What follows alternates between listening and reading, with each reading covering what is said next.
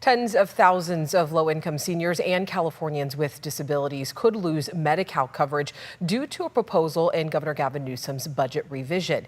ABC 10's Becca Habecker joins us in studio to explain what's really at stake. And Becca, you caught up with advocates just this week who are really urging lawmakers to reject this proposal. Yeah, Alex, Governor Newsom wants to reinstate something called the asset test to determine eligibility for Medi-Cal and in-home supportive services for low-income seniors and Californians with disabilities. Now, disability rights advocates say this came as a shock last week, and now they're scrambling to advocate for their health care coverage.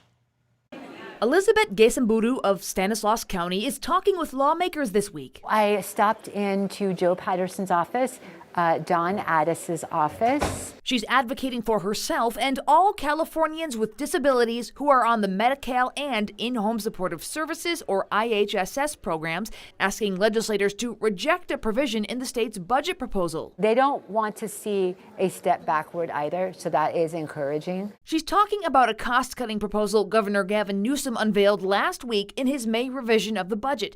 It would reinstate something called the asset test. It kept us in poverty. It kept us as second-class citizens. For decades, a single person couldn't have more than $2,000 in assets. For a couple, the limit was $3,000.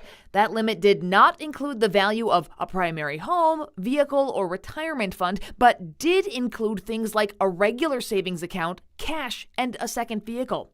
Starting in 2024, the asset test was eliminated, and more than 100,000 newly eligible seniors and Californians with disabilities enrolled in Medi-Cal. It was such a step forward for us to get rid of that asset test, and now to see it in the budget revision is heartbreaking. It's terrifying that we would be taking a step back in disability rights. Governor Newsom argues the influx of enrollees cost the state more money than anticipated.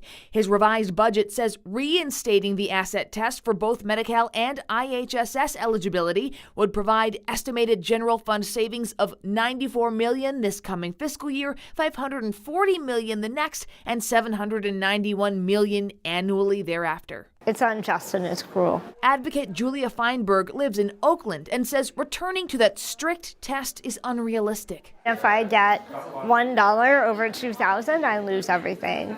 And it is incredibly challenging to get that back. And in the meantime, I have to pay out of pocket for the caregivers that were taken away from me.